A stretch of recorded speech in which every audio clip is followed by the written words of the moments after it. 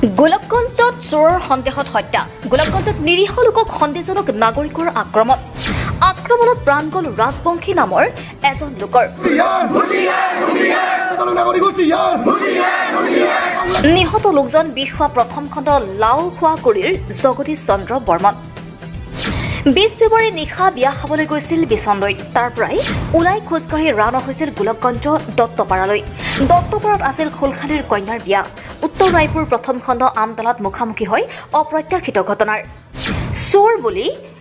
আটক কৰি মাৰপিট কৰি নিয়ে গাঁওখনৰ ছফিউৰ আলীৰ ঘৰখনত পিতা পুত্ৰ আৰু আন কেইজনী সুস্থ মস্তিষ্কত চলাই আক্ৰমণ মুৰ্মূৰ্ষ অৱস্থাত আৰক্ষীয়ে উদ্ধাৰ কৰে ভৰ্তি কৰে ধুবুৰী চিকিৎসা মহাবিদ্যালয়ত সংকটজনক হোৱাত প্ৰেৰণ কৰে গুৱাহাটী চিকিৎসা মহাবিদ্যালয়লৈ ইপিনে ঘটনাৰ পিছদিনাই গোলকগঞ্জ আৰক্ষী ছফিউক আটক কৰে আজি পুৱতি নিশা চিকিৎসালয়ত আহত জগদীশৰ মৃত্যু হয় ইয়াকে কেন্দ্ৰ কৰি গোলকগঞ্জ থানা ঘেৰাও কৰি ৰাষ্ট্ৰীয় বজৰং দল আৰু অবিভক্ত গোৱালপাৰা জিলা আক্ৰাছৰ তীব্ৰ প্ৰতিবাদ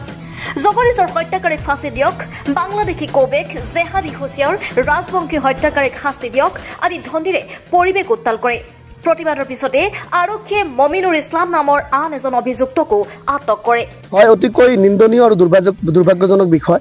এয়াই প্ৰথম ঘটনা নহয় আসলতে আমি দেখিবলৈ আগতো বহুত ঘটনা হৈছে যোৱা বৃহস্পতিবাৰ 20 তাৰিখ ৰাতি জগদীশ বৰ্মন নামৰ এজন সাধাৰণ পাৰিশ্ৰমিক মানুহ তেওঁ পৰিশ্ৰম কৰি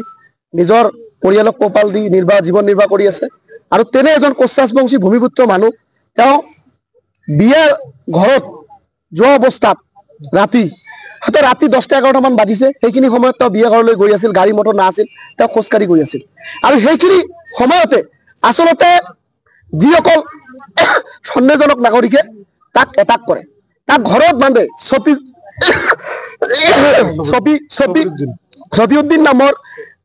ছবিউদ্দিন নামৰ ব্যক্তিজনৰ ঘৰত তাক বান্ধি তালিবানী কায়দাৰে জেহাদী কায়দাৰে তাক বিভিন্ন ধৰণে শৰীৰত যিটো এছাল্ট কৰা হয় তাক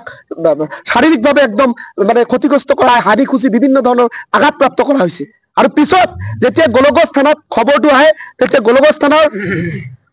আদিপ কুমাৰ বৰুৱাই গৈ তাৰ পৰা এই মানুহজনক উদ্ধাৰ কৰি আনি আসলতে গোলকগঞ্জ প্ৰাইমেৰী চিকিৎসালয়ত ভৰ্তি কৰায় তাৰ পিছত ধুবুৰীলৈ প্ৰেৰণ কৰে ধুবুৰীৰ পৰা পিছলৈ পৰ্যায়ত গুৱাহাটী জিএমচিলৈ প্ৰেৰণ কৰা হয় আৰু আজিৰ ৰাতিপুৱা সেই মানুহজন মানে মৃত্যুবৰণ কৰে জিএমচিএইচত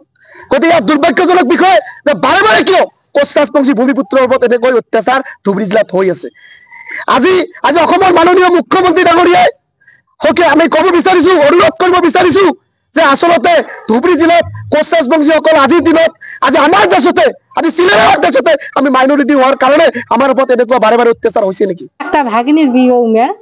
বিয়ে খাবার আসবে তা ইতিমধ্যে উমের মানে একেবারে কোটি থাকে বা আসি লাগছে এই যে চারিয়ালির নামছে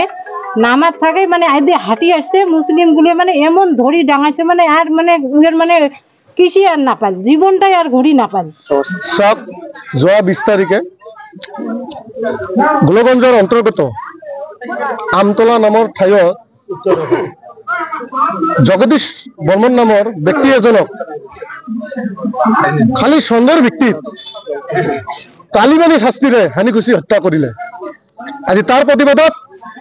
ৰাষ্ট্ৰীয় বজৰং দল ইউজি আক্ৰাছো আমি তাৰ ন্যায়ৰ কাৰণে প্ৰতিবাদ কৰিবলৈ আজি গোলকগঞ্জ থানাৰ সন্মুখত সাব্যস্ত কৰিলো সব আপোনালোকে বিগত সময়ছোৱাৰ পৰা আপোনালোকে যদি দেখে হিন্দুৰ ওপৰত বৰ্বৰ আক্ৰমণ নিৰ্যাতন এইখন ধুবুৰী জিলাত হৈ আছে আজি চৰকাৰ হিন্দুত থকা সত্ত্বেও আজি কিন্তু হিন্দু সুৰক্ষিত নহয় news desk report Suhana live